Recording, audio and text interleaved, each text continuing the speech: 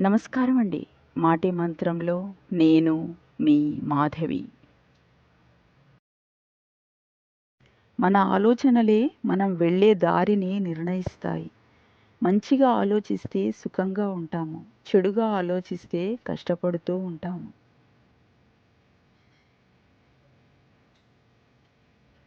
మన జీవితం మన చేతుల్లోనే ఉంది.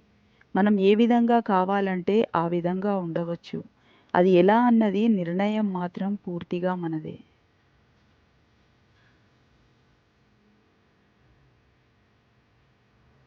మెట్లు చూస్తూ నిలబడితే మేడ ఎక్కలేము. ప్రణాళికలు వేస్తూ ఉండిపోతే విజయం సాధించలేము. అడుగు ముందుకు వేసి కార్యాచరణ మొదలుపెట్టాలి. నిర్ణయం తీసుకున్నాక దారి ఎలా ఉన్నా గమ్యం చేరాల్సిందే. భోజనంలో విషం పడితే ఎంత ప్రమాదమో చెవిలో విషయం పడితే కూడా అంతే ప్రమాదం. తినే భోజనం గురించి ఎంత జాగ్రత్తగా ఉంటామో వినే మాటల గురించి అంతే జాగ్రత్తగా ఉండాలి. కొన్నిసార్లు మన చెవులు గ్రహించే మాటల వలన మన స్వభావం మారిపోవచ్చు.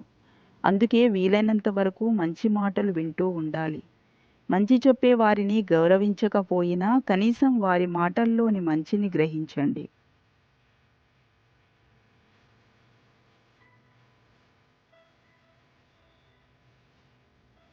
సూర్యుడు ఉదయించగానే నమస్కారం చేసే వ్యక్తులే మధ్యాహ్నం అయ్యేసరికి ఎండ ఎక్కువ ఉందని తిట్టుకుంటారు. ఎండాకాలంలో సూర్యుడు తొందరగా అస్తమించాలని కోరుకునే వాళ్ళే చలికాలం తొందరగా ఉదయించాలని కోరుకుంటారు. కానీ సూర్యుడు ఎవ్వరి మాట వినడు. వస్తాడు, పని చేసుకుంటాడు, వెళ్ళిపోతాడు. నువ్వు సూర్యుడిలా బ్రతికేందుకు ప్రయత్నించు. ఎదుటివాళ్ళు నీ గురించి ఏమనుకుంటారో అనేది వదిలేసి ముందుకు కదులు. నీ విజయంతో వారికి సమాధానమివ్వు.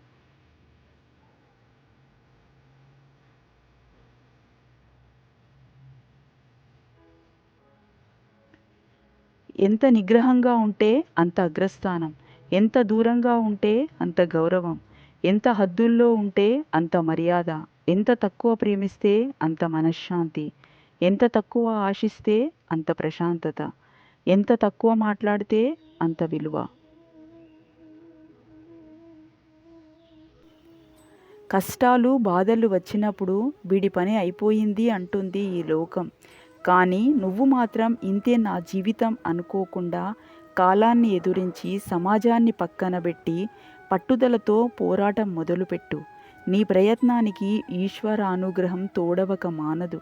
నీ జీవితం ఇంతేరా అన్న వాళ్ళ ముందర తలెత్తుకునేలా చేస్తాడు.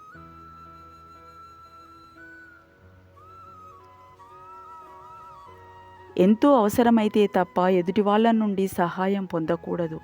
మీరు ఎవరి నుంచి అయినా సహాయం పొందవలసి వస్తే వెంటనే దాన్ని ఎలా తీర్చేయాలని ఆలోచించండి తప్ప చిరునవ్వుతోనో అభ్యర్థనతోనో ఆ పని చేయించుకోవాలని చూడొద్దు. Please like, share, comment and subscribe. Thanks for watching.